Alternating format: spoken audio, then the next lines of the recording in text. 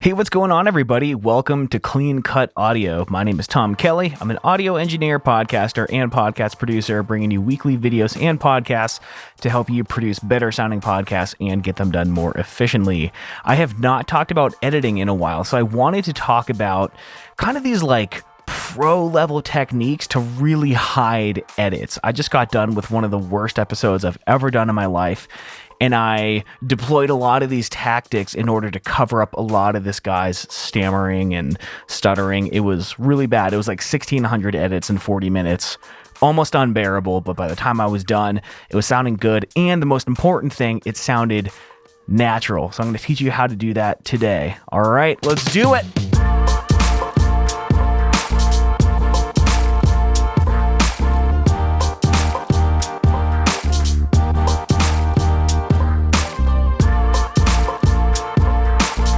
When it comes to editing, the same thing as exploring the great outdoors, the most important thing we can do is leave no trace. We don't want to leave any trash or litter behind for bears to come in and start wreaking havoc. We also don't want to leave any bad edits in for distractions for listeners and wondering what all this sudden change in tone and pace and pitch is. And one of the principles with that is when people they realize they messed up and they do like a retake of what they said. If you're not a professional presenter, you have a tendency to not really recollect the tone and the pitch with which you just said that phrase. So when you re-say it, it's usually like with an acknowledgement that you messed up.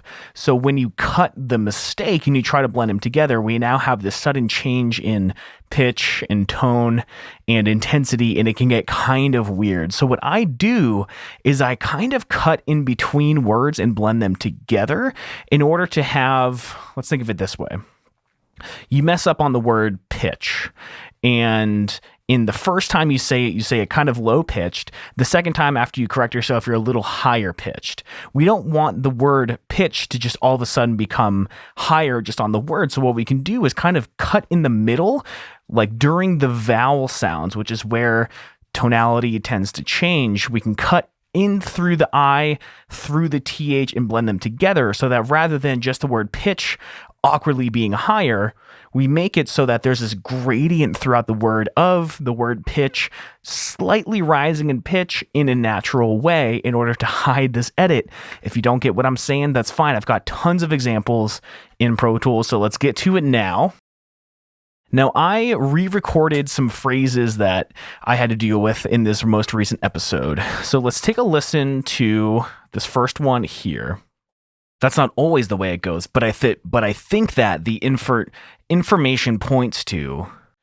Okay, so we got a couple issues here. Let's listen again and try to we'll put a marker on where they are. That's not always the way it goes, but I think that. All right, so we had one here, but I think that the information point. Okay, we have information, and we have information points to. All right, so that's it.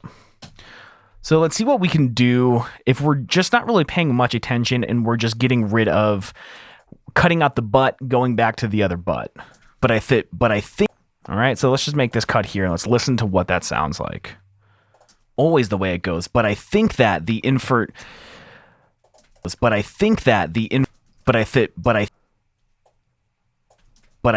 the way it goes, but I think that. So it sounds fine. You could probably get away with this, but what I'm going to try to do is cut through the TH in think, because in a lot of like S's or TH or CH or F phrases, we can cut through them and blend them together. So the intensity of this but, it changes throughout. So what we can do is get the best of this take, which is trailing off of this one, and then blend it into the rest of this take by cutting through the TH. So now we don't really have this harsh change in tonality and pitch throughout. Let's see what this sounds like. That's not always the way it goes, but I think that the so the syllable, I guess, TH is actually cut in half and it's faded together in order to blend that edit. So now we don't have this change in intensity going into the word but. Let's move on to something a little bit more challenging here. This is a couple of different phrases in one. And that is all the information. So we can't just trash one whole take of this because each of them don't contain all the information. So what do we do in order to change this phrase into, and that is all the information. And that is all the information.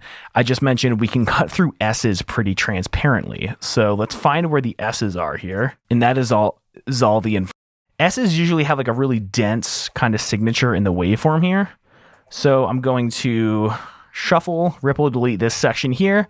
And I'm going to throw a crossfade in to blend the two signals together. We can actually see in Pro Tools, it's kind of cool. Shows you the summing of the signals. And this looks pretty similar to this on that end. So it's probably going to be a pretty transparent edit. Let's listen to this now. And that is all the information.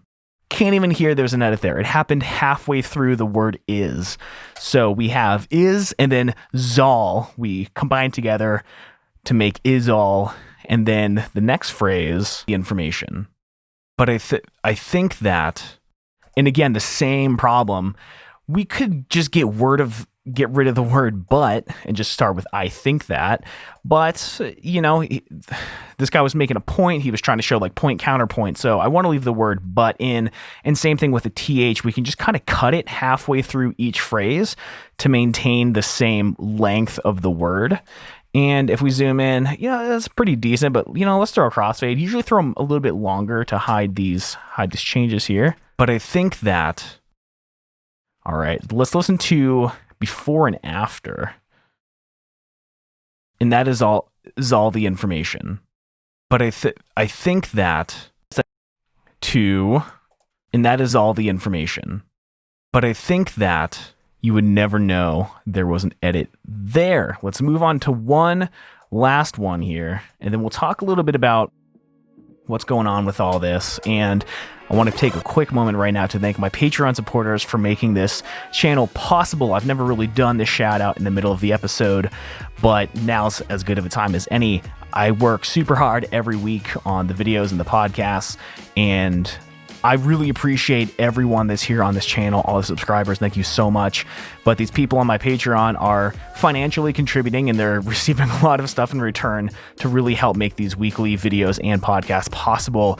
You can check out the Patreon at patreon.com/cleancutaudio. Thank you to everyone listed below in all three of the tiers down there. I've got about 13 contributors at this point, and thank you so much. I really appreciate you all.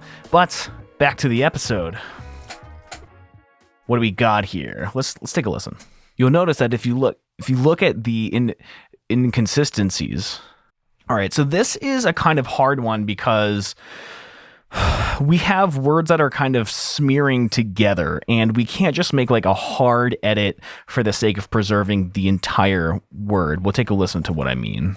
You'll notice that if you look at the, all right, so this doesn't even have like the word if, it's just if you look at. So we're gonna do the same thing, cut it halfway through the F here. We're gonna pay special attention to, does it look like a seamless transition in the waveform? It does not. We'll throw in a crossfade. Now it's a little nicer. Let's take a listen. You'll notice that if you look at the inconsistency,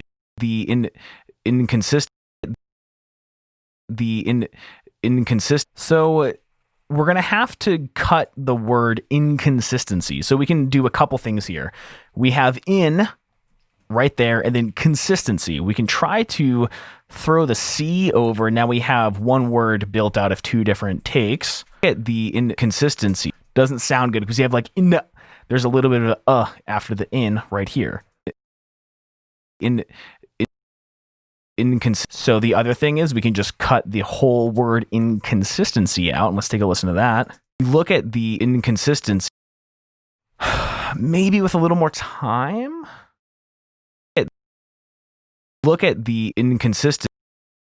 It's fine. It's most people wouldn't notice it, but for the sake of this video, I'm trying to show that there's ways to make this really hidden to everyone, no matter how hard they're looking.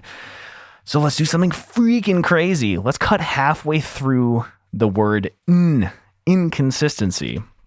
So what we're going to do, it's going to sound probably not great, so let's take a listen. The inconsistency. All right, so there's a little pop, which is what happens when you don't have a crossfade. But for the sake of just like trying to be fancy, let's do like a zero crossing type of thing here. Try to make the edit as close as possible without a crossfade, and then throw in a slightly longer crossfade. Let's listen to how this sounds now. You'll notice that if you look at the inconsistencies, look at that. The word inconsistency has a cut halfway through the N, and we tried two other ways. We tried totally removing the phrase in and then replacing it with inconsistencies. We tried removing the second in to have take one say in, take two say consistencies, but neither of them were like perfect.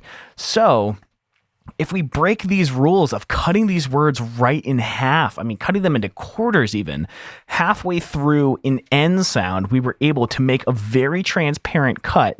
And if we're doing this in like real time, how we would be editing a podcast, it happens just as quickly as making any other cut. But the way that this helps so much when you're editing is, again, when you redo a take, your tone changes because you're kind of acknowledging that you made a mistake. So what you want to do is, if there's two different takes, and in vocal comping, compiling, which is like the phrase that's usually in music production, any top 40 song, the vocals are not done in one take. They're done in like hundreds, and they're pieced together in the perfect sections of each chunk, and they blend them all together into one compilation, one comp. That's why it's called vocal comping. And if we're just cutting at each phrase exactly, we might get these harsh changes in the pitch where they don't naturally happen. Some of these changes happen through the vowel sounds. So if rather than cutting the entire word, we cut halfway through that vowel sound, and again, it's like a gradient. Rather than going from harsh black to harsh white, there's this fade of gray throughout, and it's really going to help hide these edits, because the only good edit is an edit that goes undetected. It doesn't matter how you do this. It doesn't matter what like rules you're breaking. There are no rules. The only thing that matters is how it sounds. So do whatever it takes to make these edits sound good. There's an unlimited things you can do, an unlimited amount of things that you could try. And if anyone says you shouldn't do this, I had someone say, but you can't edit like halfway through a word. Why the not? Why wouldn't you edit halfway through a word? The only thing that matters is how does it sound after the fact. So I hope this inspired you to start kind of thinking outside the box. If you already do this technique, let me know in the comments. I'd be really interested to hear how this first came into your mind to, hey, I can do whatever I want. I can cut halfway through a word if I want to. Be really interested to hear how that all came about and how it's working out for you. If you have any questions, please reach out, hello@cleancutaudio.com. Please subscribe to the channel and make sure you ring the bell so that you don't miss a video. They come out every single week. I really appreciate you being here. We are rounding in on 600 subscribers, and I'm so excited. Tell a friend, share the video. I really appreciate you all, and I'll see you next week. Bye, everyone.